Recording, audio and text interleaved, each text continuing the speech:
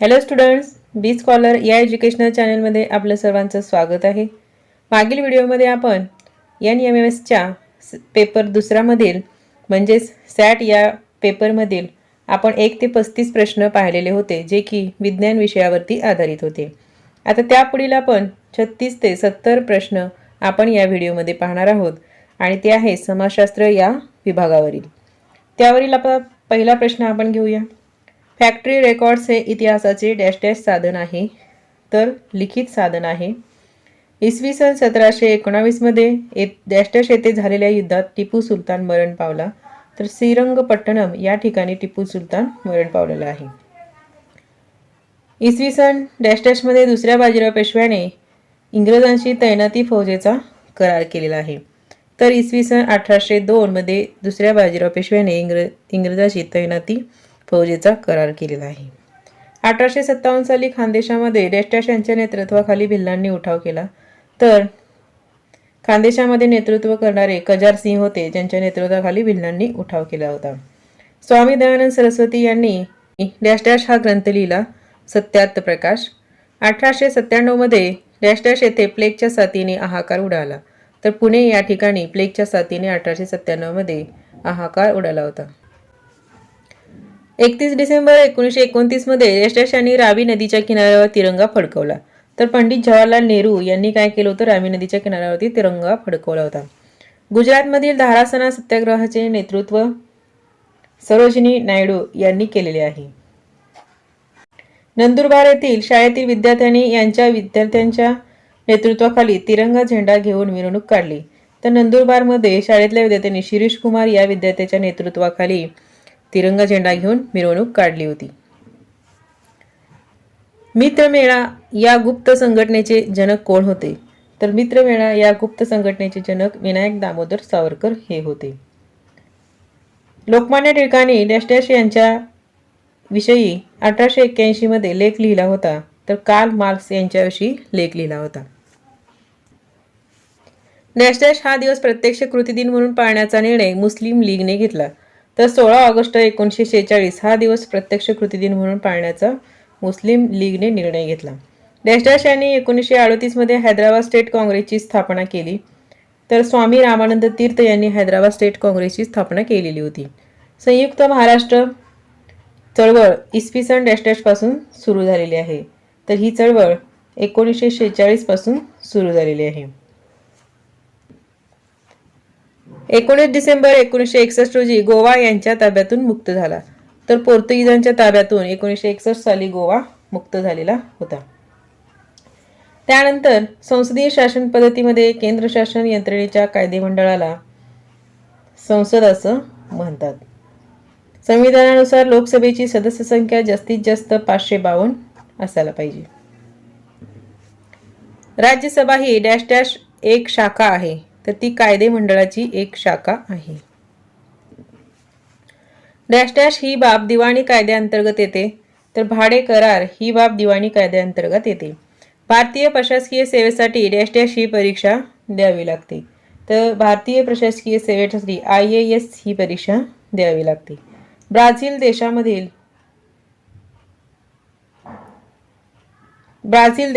Dash dash हे शहर 60 अंश पश्चिम रेखावृत्तावर आहे, तर ब्राझील देशामधील मॅनॉस हे शहर 60 अंश पश्चिम रेखावृत्तावरती आहे. पृथ्वीच्या भूकवचाची खंडाखालील जाडी डॅश डॅश किमीच्या दरम्यान असते, तर 16 ते 45 किलोमीटरच्या दरम्यान असते. हवेतील बाष्पाचे प्रमाण ही हवेची आर्द्रता असते. आकाशात असणाऱ्या सर्वात मोठ्या डॅश डॅश या ढगातून विजांच्या कडकडाटासह पाऊस पडतो, तर यामधील क्युमिलोनिंबस हे जे ढग आहेत, या ढगातून विजाच्या कडकडाटासह पाऊस पडतो. भारताच्या सर्वेक्षणासाठी डॅश डॅश येथील समुद्र सपाटीची उंची 0 मानली जाते, तर भारताच्या सर्वेक्षणासाठी चेन्नई येथील समुद्र सपाटीची उंची 0 मानली जाते.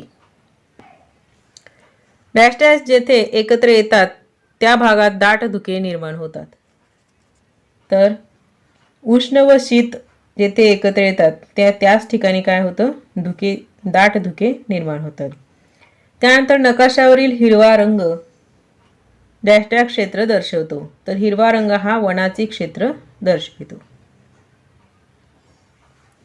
7/12चा नमुना डॅश डॅश यांच्याकडे मिळतो. 7/12चा नमुना तलाठी यांच्याकडे मिळतो. समाजात आधुनिक तंत्रज्ञानाचा प्रसार डॅश डॅश घटकावर अवलंबून आहे. तर तो समाजात आधुनिक तंत्रज्ञानाचा प्रसार हा साक्षरता या घटकावर अवलंबून आहे. डॅश डॅश येथे दगडी कोळशाच्या खाणी आहेत. तर दगडी कोळशाच्या खाणी झारिया या ठिकाणी आहेत. त्यानंतर डॅश डॅश या अंक प्रमाणास लघु प्रमाण असं म्हटलं जातं. तर एकास 50,000 या अंक प्रमाणावर लघु प्रमाण असं म्हटलं जातं.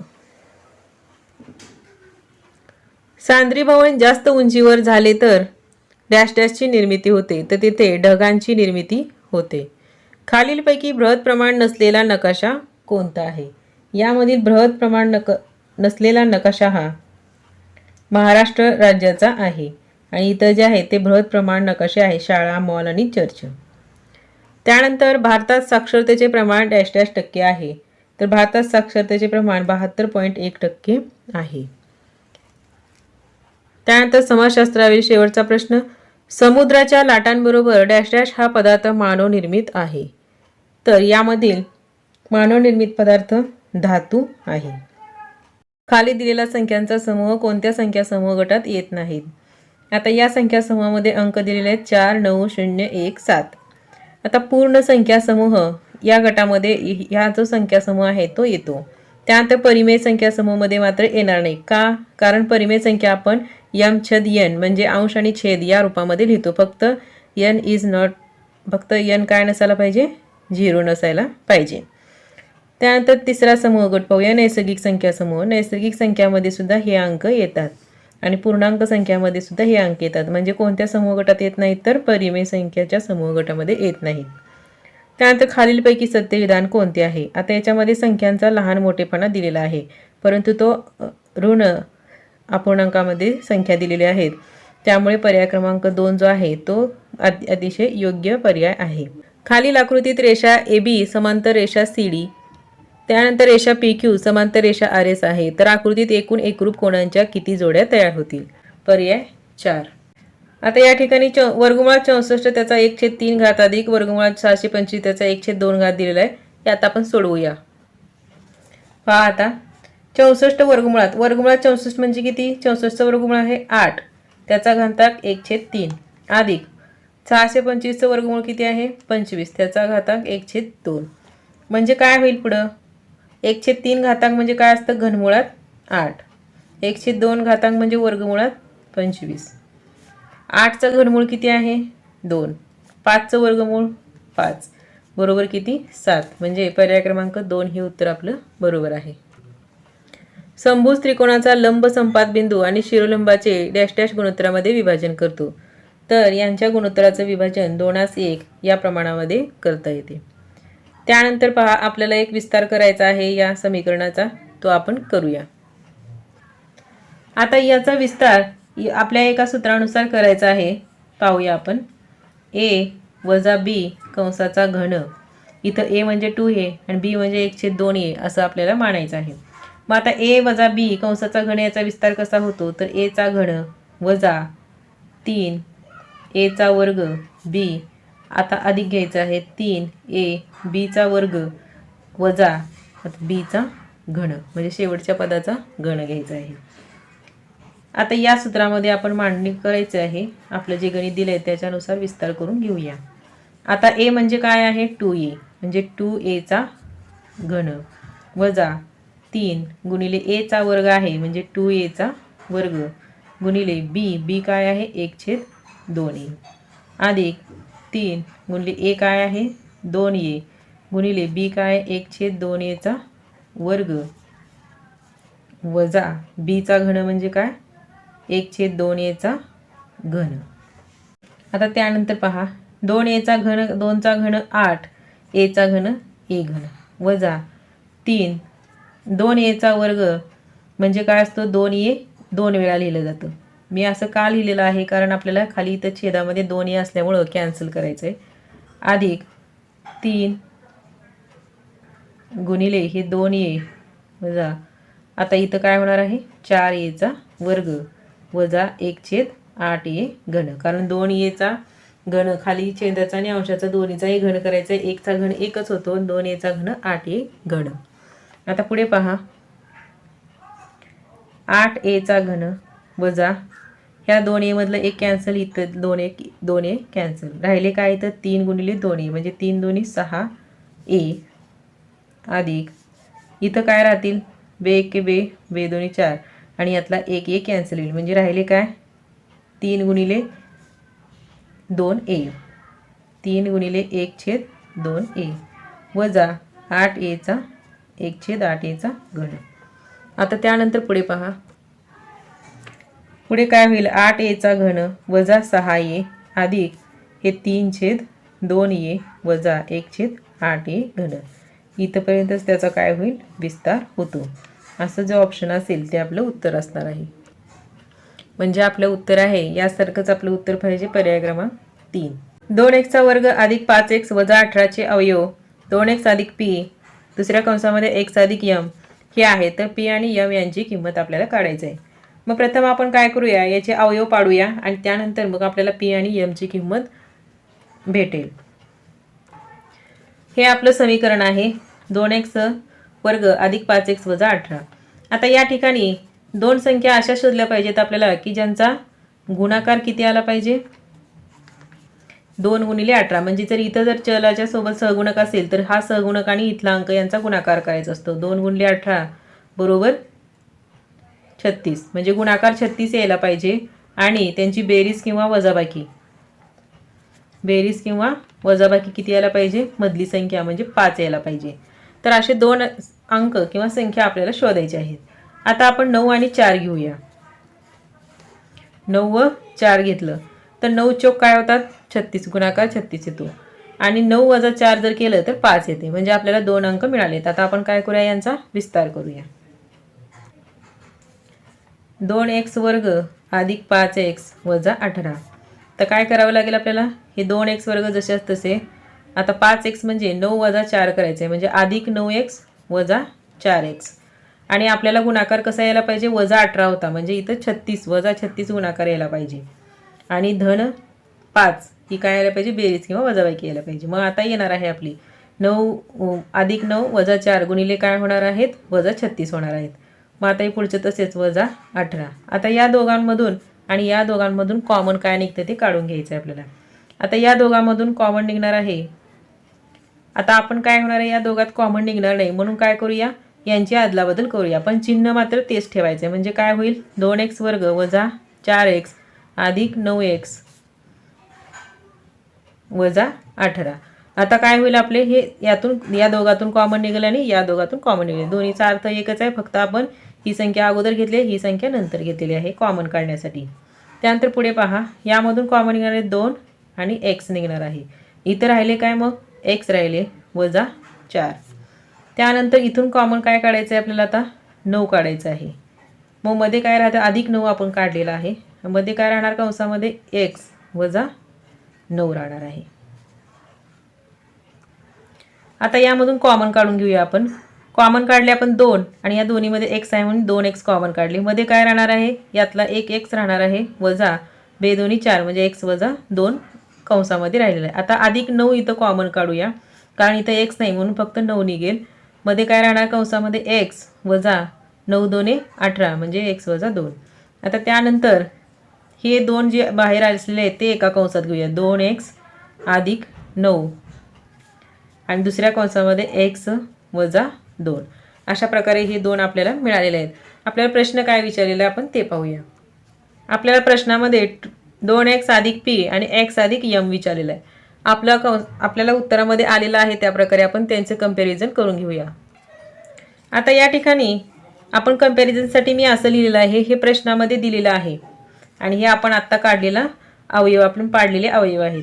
आता 2x आणि अधिक 9 यांचं या कंसाची कंपॅरिझन केलं तर काय होईल p बरोबर 9 येईल आणि या कंसाची जर आपण कंपॅरिझन केलं तर काय येईल, यम बरोबर 2 येईल.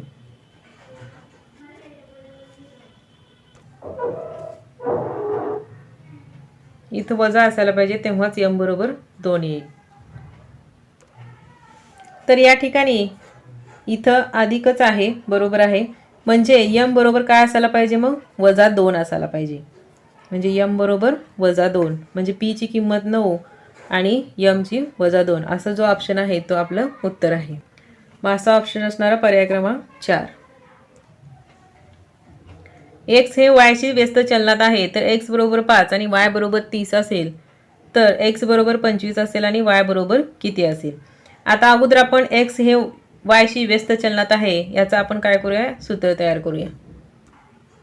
आता एक्स हे वायच्या व्यस्त चलनात म्हणलेलं आहे, म्हणजे एक्स व्यस्त वाय 1/y अशा प्रकारे असणार आहे.